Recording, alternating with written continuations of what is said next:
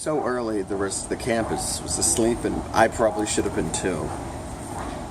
But me and Paxton snuck into the courthouse that I had left so brashly earlier, and raided the evidence drawer, grabbing my monkey's paw.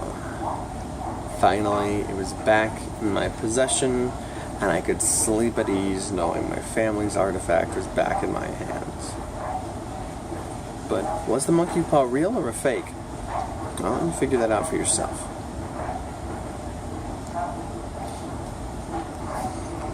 The next morning began slow, partly due to the lack of energy that I had from the night before and all the rituals, partly because I was absolutely exhausted from breaking into the place, and also because my two companions, Guinevere, Boone, and Ember, were both ill from the ceremony that night before, the one with Jack Slager. Granted, we made up a little bit, but I wanted to find a way to help them, so I summoned a whole plate of food for them and made sure they were taken care of, and their housemates came in to make sure that they were all right, and it was a wonderful experience. But it also meant I missed magical ethics class, and I possibly missed ritual magic as well. But I made it back just in time for Denovations with Professor Sigler. I noticed she took an interesting,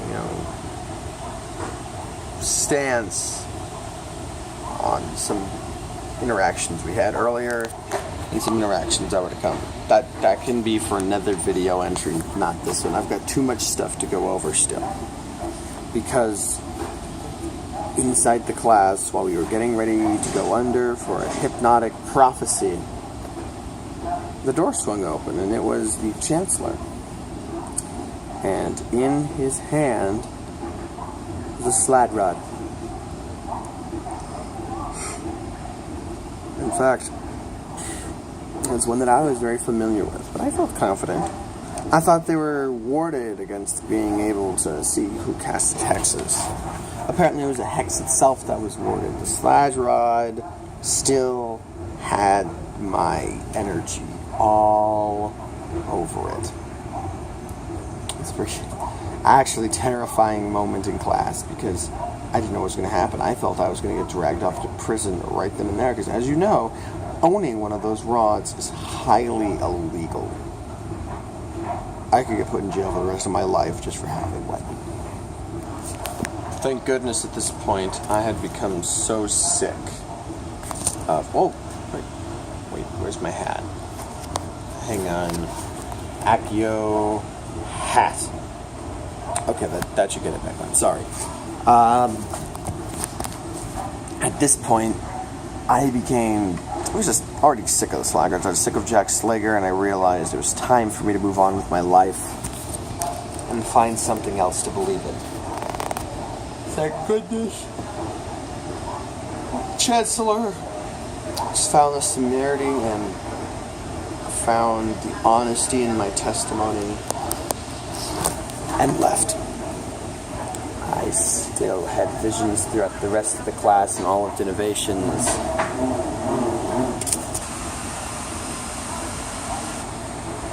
Of being dragged off to prison to join my grandfather.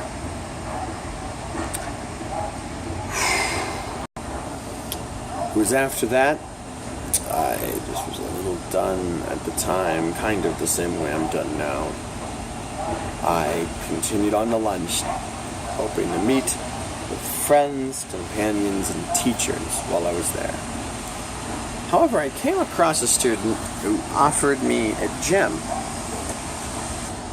Being the inquisitive fellow and an Oxendarn that I am, and always looking for new things to sell, I picked it up. And immediately I felt even more of my life drained from my fingertips. And a drowsiness fell over me, apparently, as the crystal turned out to drain me of all my magic powers. everything in my blood that I ever thought I was disappeared in an instant. I harangued these students into giving me the antidote, which thank goodness they did. Hang on, it's gone again. Sorry. They gave me the antidote, but they refused to tell me where they got the crystal, and they wouldn't even sell it to me. So, it wasn't very nice.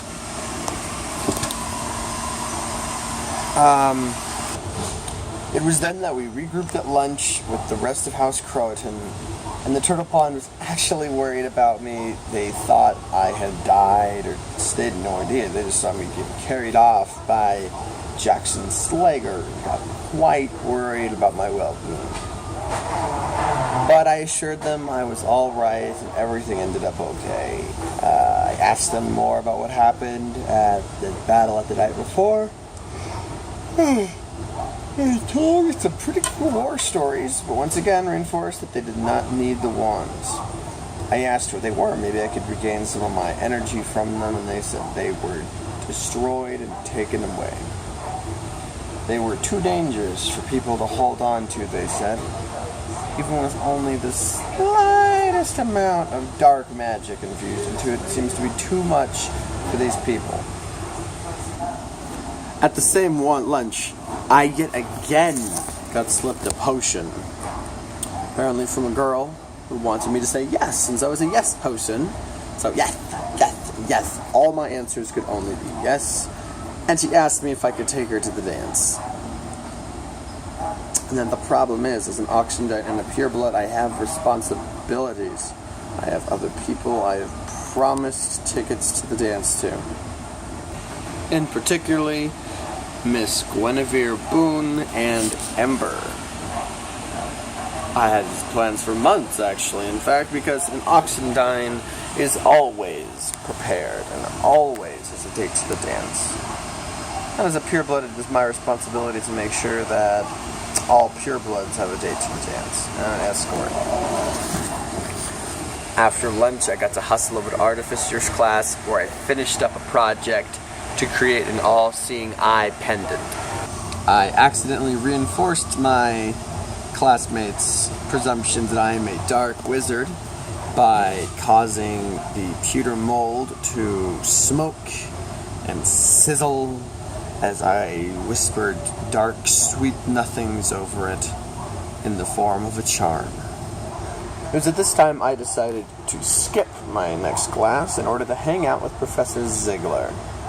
I needed help with some homework, after all, and I believe she's the only person on campus at that time I want to be doing any eye-gazing with.